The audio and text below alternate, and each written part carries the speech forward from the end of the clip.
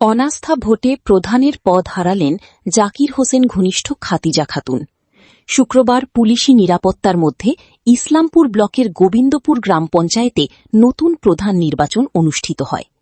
ভোটাভুটিতে সংখ্যাগরিষ্ঠ সদস্যের সমর্থন পেয়ে নতুন প্রধান নির্বাচিত হন করিমা বেগম।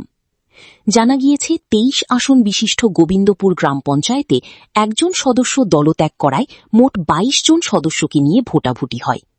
ভোটে করিমা বেগমের পক্ষে ১২ জন সদস্যের সমর্থন পড়ে। ফলে সংখ্যাগরিষ্ঠতার ভিত্তিতে তাকেই নতুন প্রধান হিসেবে নির্বাচিত করা হয়। স্থানীয় সূত্রে জানা যায়, ২০১৮ সালের পঞ্চায়েত নির্বাচনে গোবিন্দপুর অঞ্চলে কোনো রাজনৈতিক দলের প্রতীক না থাকায় প্রার্থীরা নির্দল হিসেবে নির্বাচনে জয়ী হয়েছিলেন। পরবর্তীতে পঞ্চায়েতে নির্দল সদস্যদের মধ্যে একাংশ ইসলামপুর ব্লক তৃণমূল সভাপতি জাকির হোসেনের ঘনিষ্ঠ হিসেবে পরিচিত হয়ে ওঠেন। অন্যদিকে আরেকটি অংশ চোপড়ার বিধায়ক হামিদুল রহমানের অনুগামী হিসেবে পরিচিত ছিল। সেই সমীকরণে জাকির ঘনিষ্ঠ খাতিজা খাতুন প্রধানের দায়িত্ব পান। তবে পরবর্তীতে প্রধানের বিরুদ্ধে একাধিক অভিযোগ তুলে অনাস্থা প্রস্তাব আনেন পঞ্চায়েতের সদস্যদের একাংশ। অভিযোগের মধ্যে দুর্নীতির পাশাপাশি দীর্ঘদিন পঞ্চায়েতে অনুপস্থিত থাকার বিষয়টিও উল্লেখ করা হয়। সেই অনাস্থা প্রস্তাবের ভিত্তিতেই শুক্রবার ভোটাভুটি হয় এবং সংখ্যাগরিষ্ঠ সদস্যের সমর্থন না পাওয়ায় প্রধানের পদ হারান খাতিজা খাতুন। নবনির্বাচিত প্রধান কারিমা বেগমের বক্তব্য, তারা নির্দল হিসেবেই নির্বাচিত হয়েছিলেন এবং এখনও নির্দল হিসেবেই পঞ্চায়েত পরিচালনা করতে চান। দলীয় গোষ্ঠীদ্বন্দ্বের ঊর্ধ্বে উঠে এলাকার উন্নয়নের স্বার্থে সমস্ত সদস্যকে সঙ্গে নিয়ে কাজ করার বার্তাও দেন তিনি। নতুন প্রধান নির্বাচিত হওয়ার পর গোবিন্দপুর এলাকায় দেখা যায় উৎসবের আমেজ। সমর্থকেরা ফুলের মালা পরিয়ে কারিমা বেগমকে শুভেচ্ছা জানান। পরে ডিজের তালে আবির খেলায় মেতে ওঠেন সমর্থকেরা এবং বিজয় মিছিল বের করেন। ঘটনাকে কেন্দ্র করে গোবিন্দপুর গ্রাম পঞ্চায়েতের রাজনৈতিক সমীকরণে নতুন করে পরিবর্তনের ইঙ্গিত মিলেছে। অনেক তিন বছর হলো, প্রায় ৩ বছর ধরে ওর চেহারা দেখা যায়নি। একটা বয়স্ক মহিলাকে ওরা প্রদান করে দিয়েছে। আর যে সিস্টেমটা ছিল এখানকার, সিস্টেমটা উলঙ্গ, মানে এরকম ভালো ব্যবহার করেছে, যারা ওদের সাথে আছে ওদেরকে কাজ দিবে, যারা নাই ওদেরকে কাজ দিবে না। আমরা সিস্টেমের খিলাফ ছিলাম, এটার জন্য আমরা অপেক্ষায় ছিলাম যে এটা আমরা মানে যেন সাকসেস হয় সবাই। এখন তো ওরা অনেক চেষ্টা করেছে, আপনারা জানেন সেদিনকে আমার উপরে হামলা করে দিয়েছিল, কিডন্যাপ করার চেষ্টা করেছিল অনেক। তো আমরা ওখান থেকে কোনো মতো করে বেঁচে আসছিলাম, তো ওরা কোনোদিনে সাকসেস হতে পারেনি। এখনও যে মেম্বারগুলো ওরা বলছে যে আমাদের মেম্বারগুলো নিয়ে, আমাদের মেম্বারগুলো তো ওদিকে আছে আর আমরা ওগুলো করতে চাই। এখানে সিস্টেমের বাইরে সবাই আছে, এটা সবাই সিস্টেমের বাইরে ছিল।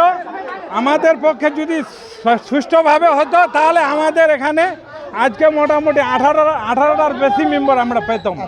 হ্যাঁ, যদি প্রধান আমাদের করিমা খাতুন হলো। আগে ব্লক মেম্বার রঞ্জন দাকে সালাম জানাই। আর 3 সাল ধরে আমি বঞ্চিত ছিলাম, আজকে আমার হাসিল হলো। প্রধান হয়ে কেমন লাগছে? ভালো লাগছে। কোন দল থেকে? নির্দল থেকে। এখনো নির্দল আছেন আপনারা? নির্দল থেকে আমরা খুব খুশি। পঞ্চায়েতটাতে অনেক দুর্নীতি হয়েছে, অনেক রকমের জালিমের মতো লোকের উপরে অত্যাচার করেছে, লোক কি বলবো আর কি, সব টাকা নয় করেছে। তো আজকে আমরা আর বেশি কিছু বলবো না। পঞ্চায়েত শান্তিভাবে চলবে, আমরা সবাইকে নিয়ে চলবো। আমরা কারোর সাথে যেরকম ওরা করেছে ওইভাবে আমরা করবো না। আমরা সবাইকে নিয়ে চলবো, সবাইকে নিয়ে চলাই হচ্ছে পঞ্চায়েত একটা যে আছে না, একটা ধরেন যেমন পার্লামেন্ট চলছে, আমাদের পঞ্চায়েতটা একটা অঞ্চলের জন্য পার্লামেন্ট সবাই যেন ভোগ করতে পারি। এই যে যেরকম ধরেন যে আমি আপনার দল করলাম, আমি পেলাম না, ও দলগুলো পেলো না, আমাদের এই থিঙ্কিংটা নাই।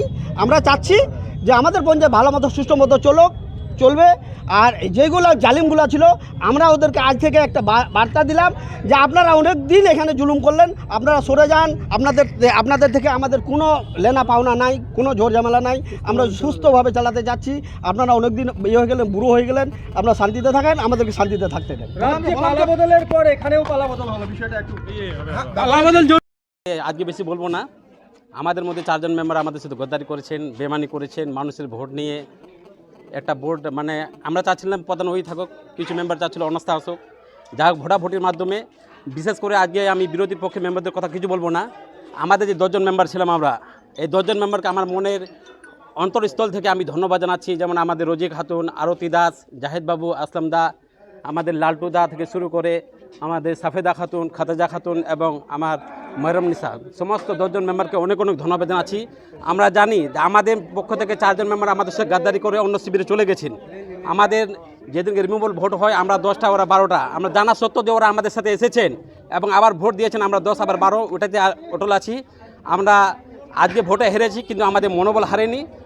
প্রতিদিন আমরা পঞ্চায়েত যেভাবে নিয়মিত আসছিলাম ওইভাবে আসবো। যেমন আমাদের খতাজা খাতুন মহাশয়া প্রধান ছিলেন, 22টা 23টা বুথেই সবাই সার্বিকভাবে উন্নয়নের কাজ হচ্ছিল। আশা করছি ইনি যে প্রধান আছেন ওইভাবে এখনও আমাদের 22টা বুথে সার্বিক উন্নয়নের কাজ হবেন। আমাদের গোবিন্দপুর শান্তিপ্রিয় জায়গা। আশা করছি যেভাবে আমরা 2023 থেকে 2021 অবধি শান্তি শৃঙ্খলা গোবিন্দপুরে বজায় রেখেছি, আশা করছি নতুন আমাদের যে প্রশাসন আছেন সেদিকে লক্ষ্য রাখবেন এবং নতুন যে আমাদের প্রধান আছেন সেই দৃষ্টিকে তিনিও লক্ষ্য রাখবেন এবং শান্তি শৃঙ্খলাভাবে আমরা সবাই চলবো, এটাই আমাদের আশা।